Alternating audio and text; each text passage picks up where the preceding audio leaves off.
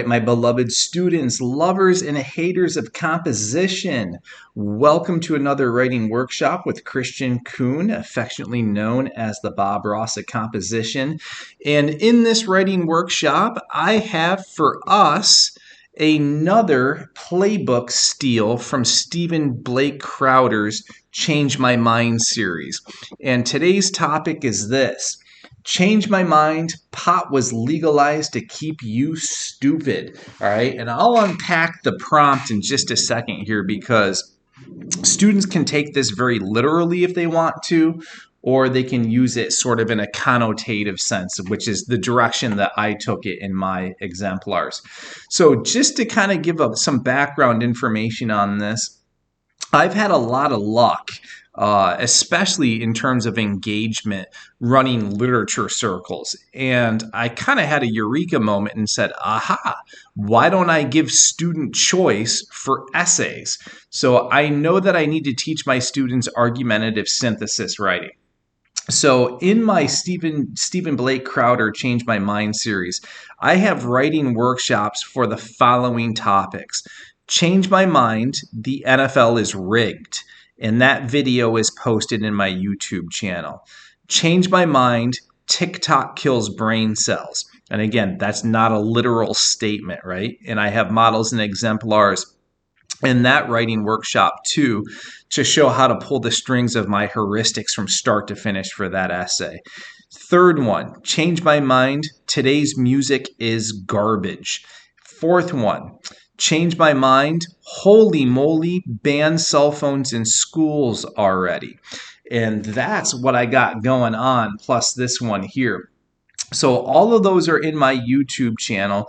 So students, teachers, if you want to nab any of those and run this unit, by all means do so. So I'm going to stick to the status quo in this particular writing workshop. I'll show you how to bang out a couple of introductory paragraphs. I'll show you a couple of times, how to do the declarative thesis heuristic. Then we'll change gears, flip it on top of its head, and go the inverted thesis route. From there, we still got a lot of canvas to paint, and we will go into the body paragraphs, and I will show you how to tackle those with the syllogistic method heuristic. And then just for poops and giggles, I'll show you how to tag a conclusion paragraph onto that as well. So in terms of prompt, I'm keeping everything very kind of static here across the board, just so that I don't confuse matters or complicate things unnecessarily, right? I'm borrowing from Stephen Blake Crowder's playbook in terms of my prompts, but I'm getting kids to the essence of what they need to be doing when they write argumentative synthesis. So here's the prompt. Stephen Blake Crowder is at it again. He just rolled up to your high school with the following signage: pot was legalized to keep you stupid. So I teach the rhetorical modes, the appeals, the positions, teach a lot of about rhetoric and linguistics. So really, in terms of a thesis direction, students can defend him, they can challenge, they can qualify, and they can refute. So I unpack that for students and really model how to go in those directions. And then usually on the Regents exam in New York State, or even the College Board exams for AP language, there's a minimum amount of sources that students have to use. I ran this unit with my on-level juniors who have to take the New York State Regents exam. So therefore, to prep for that exam, I'm going to go with a minimum of 3 sources in the body paragraph. So pull from the sources. And let's talk about this before I get into the nitty-gritty of this. Subscribe to my channel if you haven't already. I'm loading about 5 videos a week at current pace. So lots of goodies for students and teachers. Spread the word far and wide. Tell a friend, tell a colleague, tell the world about my new YouTube channel. It's called Kristian Kuhn, the Bob Ross of composition. So in terms of this being a synthesis paper, this is kind of the cool thing about Bob Rossing your composition. I wrote all the models and exemplars for this, and then I unfurled it on my students, and I created source packets for them. And almost uniformly, what ended up happening was students would come to me and say, your sources are too limiting, Mr. Kuhn. Can I do research on my own? And I kind of had another eureka moment. And I said, dude, how about we make this like some kind of research component too? So my students are finding their own sources on this. I do have source packets for my exemplars, but to really cut down on the mimicry and the students stealing my thunder, I want them finding their own sources. So I did a little bit of database banging with my students to show them how to get good sources, good credible sources, and all of that stuff. So teachers seeing this, you choose your poison as far as that goes. So we start with the following question when we begin an essay. So how do I write the intro? And always, always, always, I say this, especially to the teachers that are watching.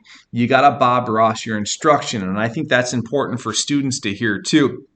So students, if you have teachers that assign writing and you're like, what do they want? What do they mean by this? What do I got to do? Ask them to write some exemplars and models for you. So just in the flavor of Bob Ross, I get to my proverbial easel and canvas, and I always paint with and for my students.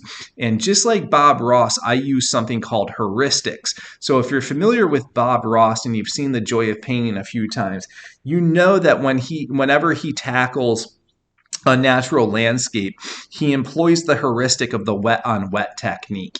And for our purposes in this video, in terms of writing argumentative synthesis, we can do the introductory paragraph in terms of really nailing a thesis. Either we go declaratively or we flip it and we invert it, right? And I'm going to model that a few times for you. In terms of the body paragraphs, you can always, always, always, no matter the expository mode, use something called the syllogistic method heuristic, and it's rooted in the Aristotelian tradition, and like always, I'll unpack that as well. So let's jump right in and talk about the introductory paragraph, since we're going to begin with the introduction. We can use something called the declarative thesis, and right out of the gate, you begin with your thesis. So for simplicity's sake, I'm going to have my students do this, all right? Very simple. It's training wheel. It's scaffold. You don't have to do this, but it's a way to really get anchored into the prompt and ensure that you have a thesis statement. I'm going to have my students say Stephen Blake Crowder when they articulate the thesis. So as we review my exemplars, look to see where I say Stephen Blake Crowder, because that's going to ping us to where the thesis statement is. So if I say Stephen Blake Crowder, I'm going to defend, qualify, challenge, refute his assertions in the first line if I declare. So I'm going to need a little bit of context and background, but I don't want to talk about my sources. I don't want to piggyback anyone else's thesis. I want to keep my argument central, so no sources in the introduction. I also am writing an academic paper, so I'm going to keep my tier two level vocabulary up without gooning out too much. And by tier 2, I simply mean average run-of-the-mill SAT level caliber words. So I run intensive word study academies throughout the academic year with my students. So they have hundreds and hundreds of opportunities to grow and expand their lexicons over the course of the year with me. So I do see, students really augment their vocabularies quite nicely over the course of the year, because vocabulary instruction is kind of a staple of what I do. And I also do something called a nuance academy. So my students, if they give me an iota of effort, this is not true across the board. They got to pull their weight. They've mastered grammar, punctuation, syntax. I hit them hard with activities from Strunk and White's Write It Right, and they get really good with their voice rhythm and flow, because they know from studying Strunk and White rule number 18 that makes the assertion that there's 12 different sentence types, right? So young, struggling, emerging writers tend to overuse independent clauses and short, simple declarative sentences. So students, I'm going to show you how not to parallel your syntax. use those 12 sentence types, but also you got to pattern your sentences 20 different ways. So my students become veritable like syntactical ninjas after going through the gauntlet of my Nuance Academy. So at sentence level, they make very intelligent choices. And I'll model that. You can get into my YouTube. I got a ton of Strunk and White exercises in there on the 12 sentence types.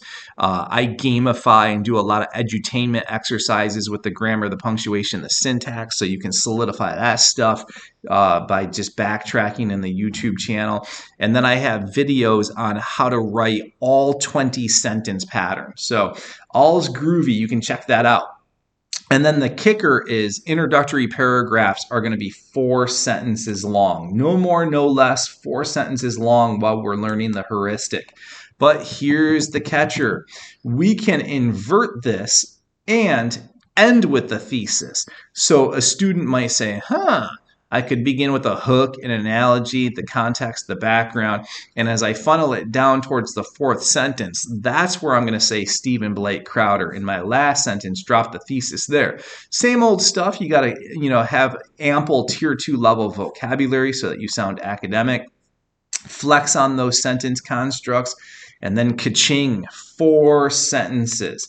All right, I've talked into the ether and I have bloviated long enough. So let's unpack this and take a look at exemplar number 1. All right, I'm going to say this before I jump into my exemplars. Some students will look at the prompt and take it very literally and look at the brain impact of marijuana. You can go that way. So my prompt is ultimately getting at this. The decisions to legalize recreational pot in New York State, and I know other states have done it too, I'm in New York State. There are so many mitigating factors that students by and large aren't aware of. So most people know that marijuana has some negative impacts on the adolescent brain, right? But there were all these mitigating factors that ultimately drove the decision to legalize it. So students can look at any of those factors, any of those variables, and kind of go about the prompt that way. So I'm going to do it literally a couple of times, for the real concrete learners, but then I'm going to spin an abstraction on it as well. So you'll see that in all 4 of my introductions. So let's take a look at number 1. I'll read it and then I'll unpack it for you.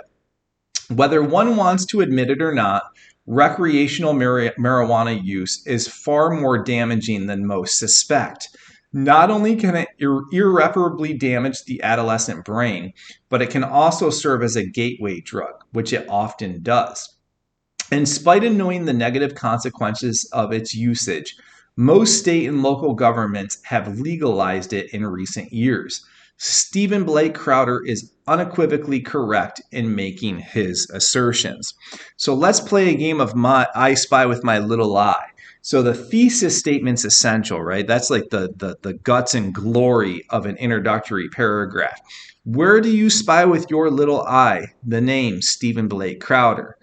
It is coming in that last sentence. Therefore, we have ourselves an inverted thesis. Let's determine if it's a thesis. Let's read that sentence. Stephen Blake Crowder is unequivocally correct in making his assertions. So we're going to defend him. We're agreeing with him. That's 100% a thesis statement. So look at what happens in those first 3 sentences. Do you see how it's just context and background? Context and background is important because when we get into the body paragraphs, we're going to be talking about something called cogency and line of reasoning. So usually it's kind of like a poker match. Usually in the introductory paragraph, you kind of show your hands to the other players at the table and say, hey man, I'm going to talk about the following stuff in my essay. And we know that there's going to be heavy focus in the body paragraphs on brain development in the adolescents and the impact of marijuana usage on the adolescent brain. So that seems to be the direction that this essay would go. So I call that with my students dropping the seed of your line of reasoning. You can also see that vocab is up. I got things like recreational, suspect, irreparably. Gateway is nice. Again, you don't have to totally goon out on this. And just stuff like that. Unequivocally, assertions. So everything, I possess. It doesn't sound forced. It doesn't sound contrived. I'm not, forcing the issue. But now let's look at sentence constructs. Here's my rule for students, especially in the introductory paragraph, and it's pretty true of the body paragraphs as well, with the exception of when you get into the conclusion of the syllogisms. I tell my students this: look at the sentence you just dropped. In the following sentence, don't parallel your syntax, because that's what creates that droning da-dot, da-dot, da-dot, da-dot kind of rhythm.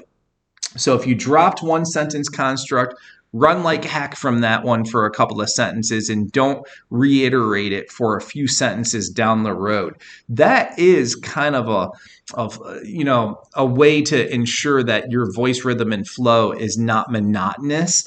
And you can see here, I'm doing all sorts of little trickerations in this introduction. Even went so far as to use a dash, right? That kind of stuff bodes well, especially at AP level, when students are contending for the sophistication point. They're being assessed on the complexity of their writing. So that's the thing. You got to get into Strunk and White and learn all of that stuff. So students might be scratching their heads saying, Kristian, that's some difficult stuff. Well, let me paint another one for you, and I'll proceed the same way. I'll read exemplar number 2, and then I'll unpack it for you. Get your antennae up and try to identify where the thesis statement is, right? So I got to defend, qualify, challenge, or refute Crowder in this one. Not only are Crowder's comments outlandish, but they are categorically incorrect. The fact of the matter is this: marijuana has several pragmatic usages, even when considering recreational factors. But like with anything, it certainly can be misused and abused, yet these mitigating factors should not overlook the fact that it is a completely innocuous, soft drug. On virtually every level, governments are doing the right thing in terms of legalizing marijuana. All right, follow the same protocol. Where's Crowder's name? It's in the first sentence. So we're going to assume that we have ourselves the declarative thesis. Let's make sure that we have taken a position of stance, because it's argumentative synthesis. Not only are Crowder's comments outlandish, but they are categorically incorrect. That is definitely a thesis statement. The following 3 sentences are context and background. We are going to drop the seeds of our line of reasoning. We have pretty clear directionality in terms of where the rest of the paper is going, right? Taking a look at those mitigating factors. And I like in the introduction here that there is even a partial concession, right? It says, but like with anything, it certainly can be misused and abused. So the acknowledgement that you have an opposition, that there is an opposing viewpoint on this. So it's really important not just to bulldoze through your argument with a blind consideration to the fact that there's an opposite side of the fence on this argument. So I teach my students how to do that. Vocab's up, sentence structures, they are affluent and supple. Looks like I used a couple of dashes in there. My students have brought that to my attention. I kind of go willy-nilly on dashes a little bit. So use them sparingly, but do so with purpose. All right, I got a 3rd exemplar for you, because yes, you can do this, students. It ain't so difficult, right? So I think after you see it 4 times, you should be able to go solo on your own. So number 3, while Crowder has been known to make some rather moronic assertions in the past, he's right on the money in stating that the legalization of marijuana is not a very wise decision. So Crowder's name is in the first sentence. This is declarative. We've taken a stance in that first sentence. The first sentence equals a thesis statement. All right. So we've seen that a couple of times. Now we got 3 sentences of context background. Let's lay the seeds for the line of reasoning. Keep the vocab up. Focus on them sentence constructs. All one really needs to do is follow the money. Unfortunately, state and local governments have placed greater importance on their budgets than their citizens. No matter how one slices the issue, nothing good can come from recreational usage of this gateway drug. Sure, economies are reaping huge financial dividends, but at what end? So let's break this down, right? It's a declarative one. Clearly, the body paragraphs have to focus on the financial aspects of legalization of recreational marijuana. And I kind of want to emphasize that too, because students were just focusing on legalization of marijuana. And I'm like, all right, there's a big difference between medicinal legalization and recreational legalization. Crowder is definitely focusing on recreational use. So we gotta really hone in on the fact that it's recreational. And we're not looking at like the legalization of marijuana to make hemp clothing and hemp chapstick and stuff like that. So that's not the issue. It's recreational. So we're going to follow the money trail in our body paragraphs and ultimately prove that it does more harm to the citizenry than good, right? If we're going to follow the line of reasoning here.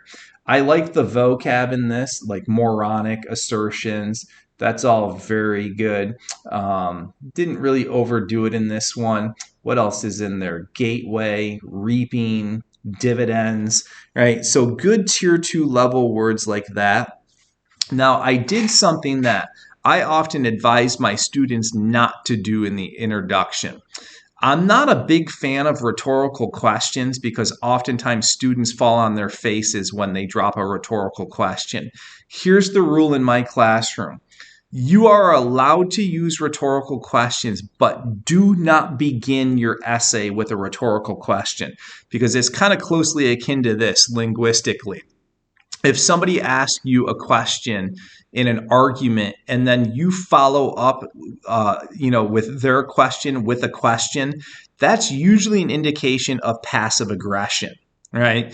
And always when students start with a rhetorical question in their essay, I'm like, are you passively aggressing on me? And that's just kind of how I read it. So it's fine to use rhetorical questions, but you got to do so with purpose and with intentionality.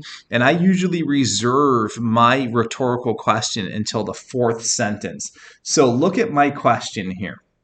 Sure, economies are reaping huge financial dividends, but at what cost?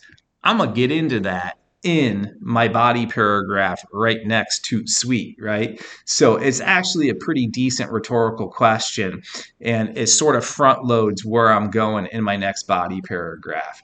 All right, I told you I got 4 to really unpack this, so let's paint it back again and see what's cooking in exemplar number 4.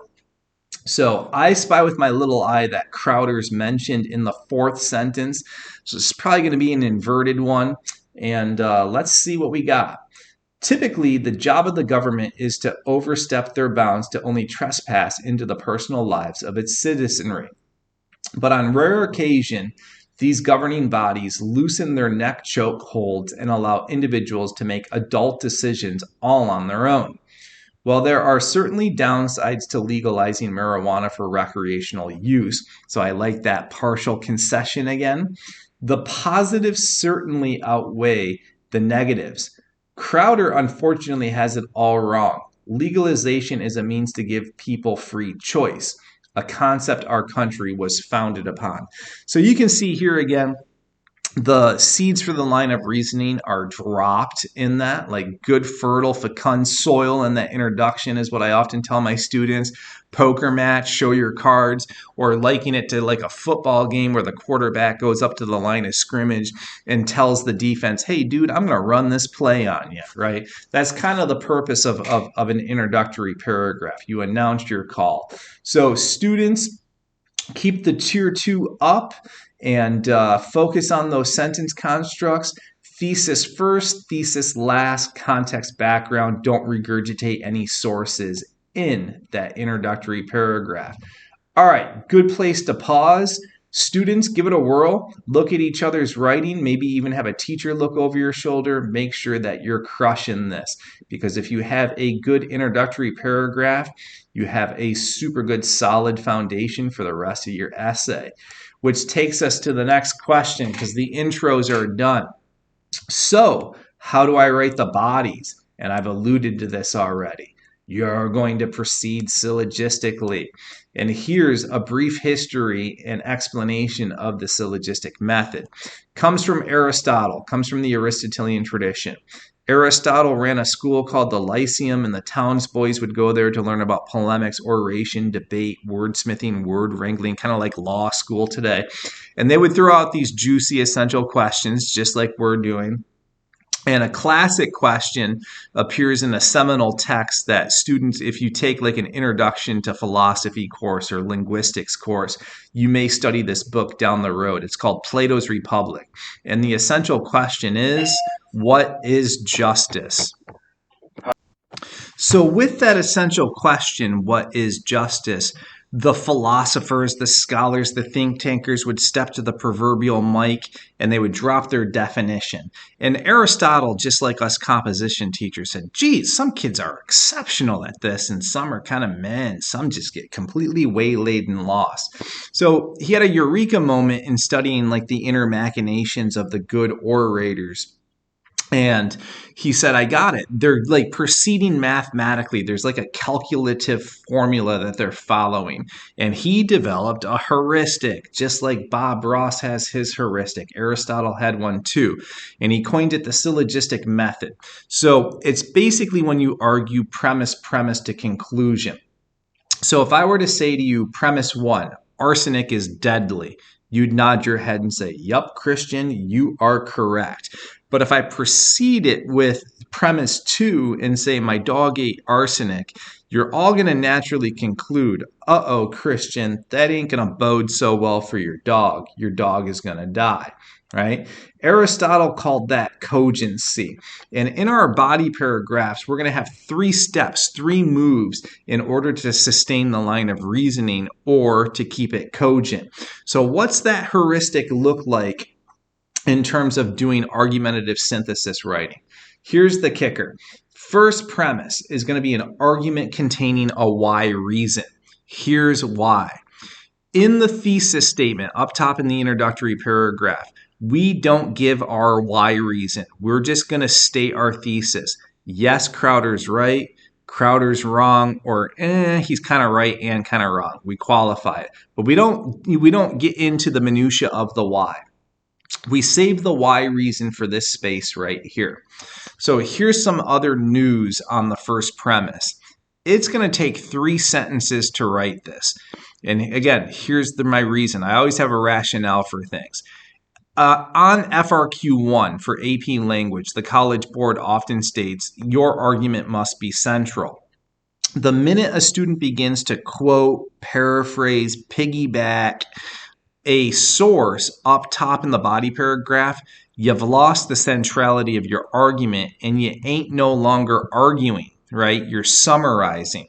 So I want students to argue for 3 sentences. This just really ensures that you are meeting the demands of the assignment and keeping your argument central.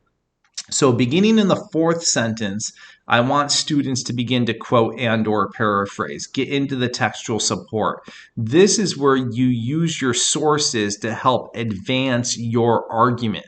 So that's why you need 3 sentences. You need an argument first, right, before you get into the support. So it's just kind of a training wheel to hack. It's sort of like a cheat code. Make sure that you're, meeting the demands of the assignment.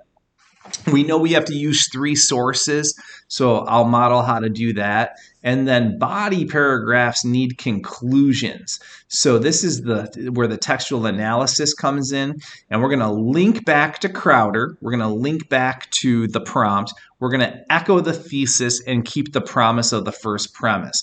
All of this takes 10 to 12 sentences, right? A body paragraph, when you're using the syllogistic method, typically is about 10 to 12 sentences is what you're shooting for.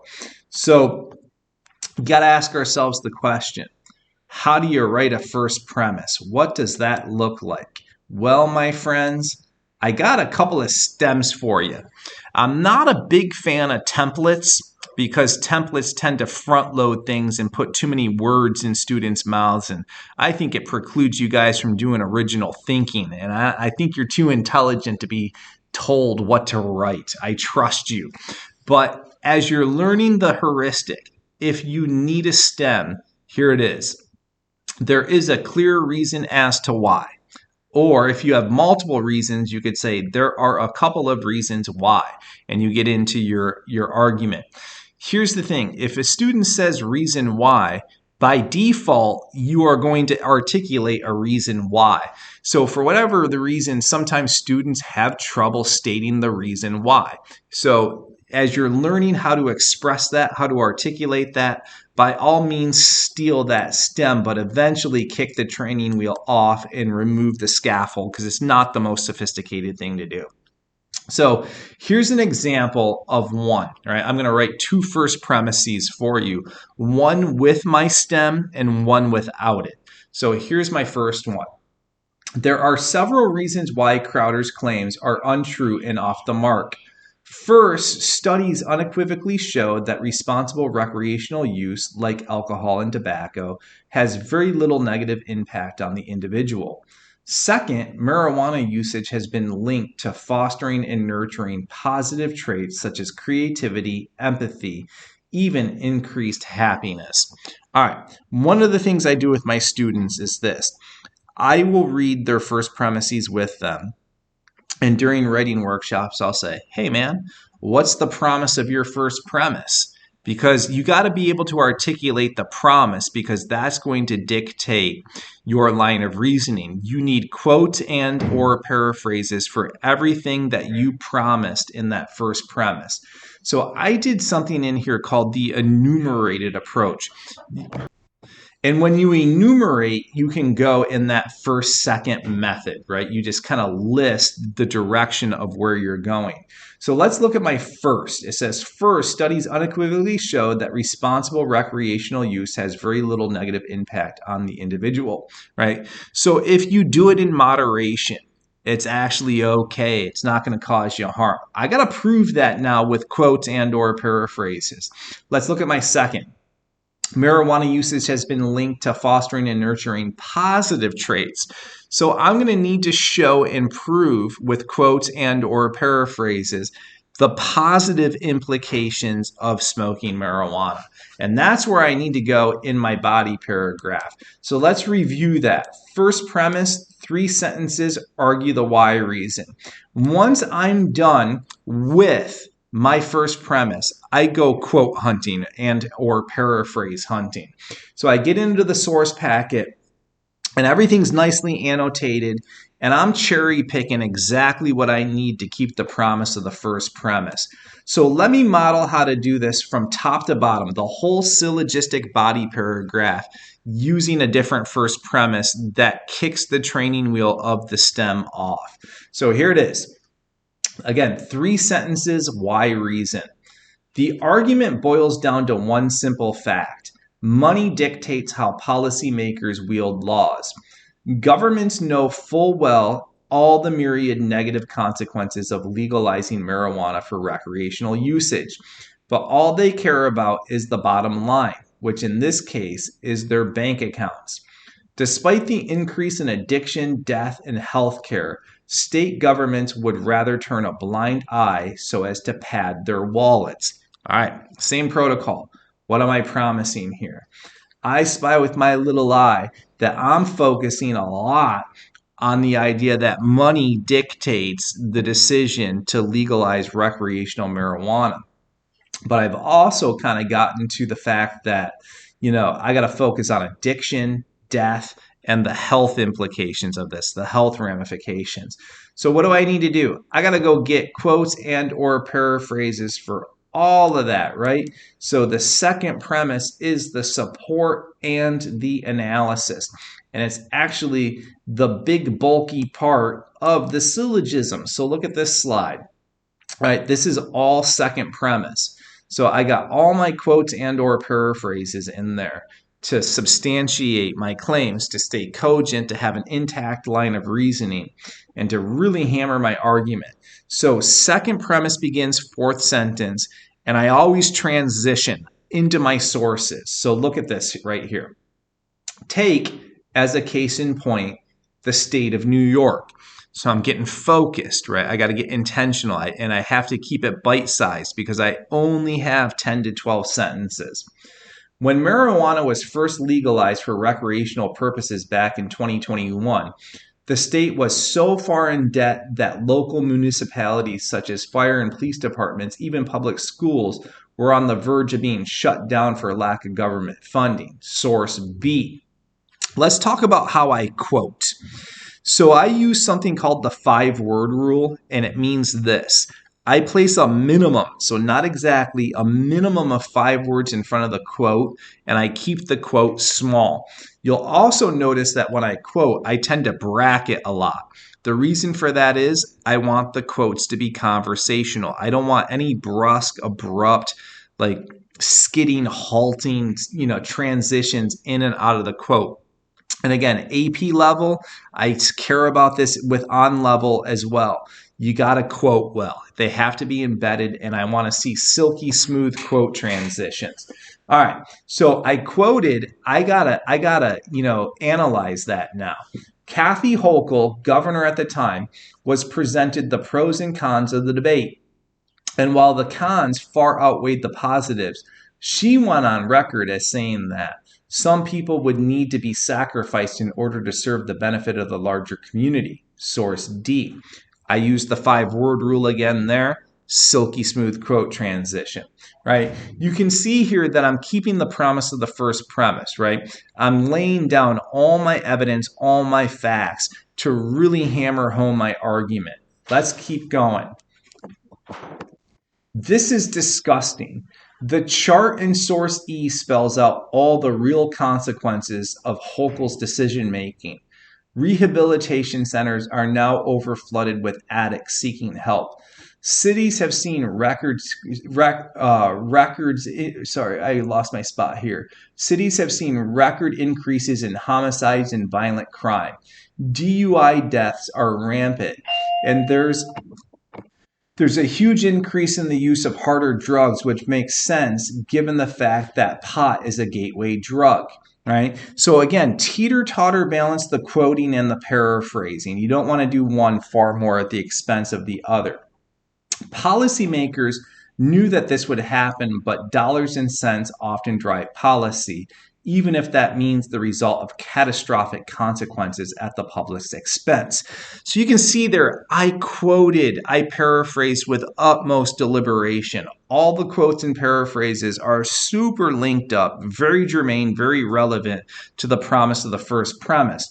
But you can see my tagger there. I got to conclude the thought, right? Conclude the thought. I'm not done. You can't end on a quote. You got to go back to the prompt, back to the thesis. And the conclusion of the syllogism usually just takes like 2 sentences, quick in and out. Even though this is a small data sample, Crowder is 100% correct. Wait a second. We got to go back to Crowder? Yup. So this is an easy training wheeler hack as well. If you say Crowder in your conclusion, you know you've gone full circle and have completely argued your argument, right? Fleshed it all out. So I usually just, to model, use Crowder's name in the end just to really, solidify the idea that you got to go full circle on a syllogism. The government is not making legislation that has the good of the people in mind. Conversely, they are turning a blind eye as they witness their checking accounts inflate.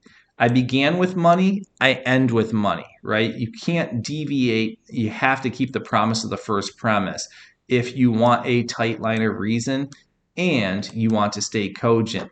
So we got intro done. We got first body paragraph done. Holy, lots of canvas left. What do you do next? Well, friends, you bust out another syllogism. This is going to be a 4-paragraph essay. All of my essays with students on the AP exam. So Lang and Lit are 4 paragraphs.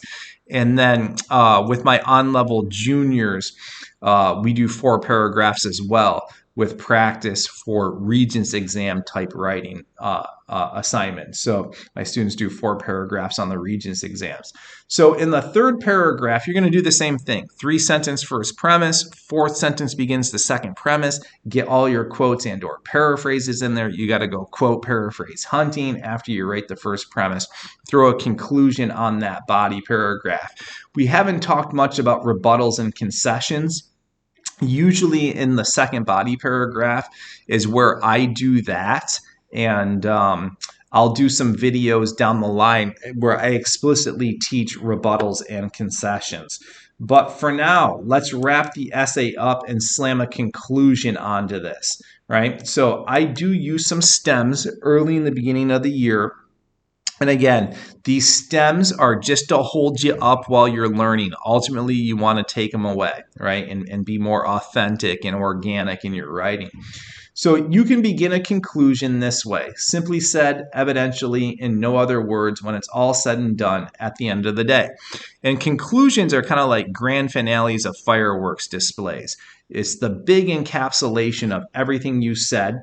And my students typically take 3 or 4 sentences. Let me give you one concrete example using another stem that is pretty common in my classroom. In a global sense, comma. So you can see here all of those stems, again, big picture. In a global sense, the doomsday prognosticators are 100% wrong. The data is clear. The benefits of legalizing recreational marijuana far outweigh the cons. If one honestly looks at both sides of the coin, it is clear that this particular governmental policy decision makes perfect sense. And just quick wrap up, right? Fireworks display, grand finale. All right, that's the whole essay, my friends. We did it. We did it. So I'm signing off. Happy teaching, happy writing. If you need to reach out to me, my email is right there, teachingwritingcoach@gmail.com. I love hearing from students and teachers. You are no bother to me. I'm actually delighted that so many teachers and students are using my heuristics throughout the country. Absolutely delights me that that's happening. That's why I do what I do. So I am a lead teacher for the National Writing Project. I also present for NCTE, Perfection Learning, and the College Board. So you can see my schedule, my calendar at my website, www.teachinghowtowrite.com. I offer PDs for teacher, like one-on-one consulting. I push into districts whenever they want me to and work with departments. So feel free to reach me, teachingwritingcoach@gmail.com, and we can talk about all the specifics. Students, I also own my own tutoring company, which I call Write at Ivy Write. I'm an Ivy League graduate. I got all of my graduate degrees from Ivy League institutions. And I'm pretty expert on the college personal statement. So if you want some help with that when you get to that stage of your life, I'm more than happy to help you out. And also I've been, teaching AP Lang and AP Lit for 2 decades plus. So if you want to get over that hurdle successfully, more than willing to tutor you and work with you. Or if you just want some, general compositional help, I can do that as well. So it's called Write at Ivy Write. Drop me an email and we can get into the specifics of that. All right, be well, and I'll see you at the next writing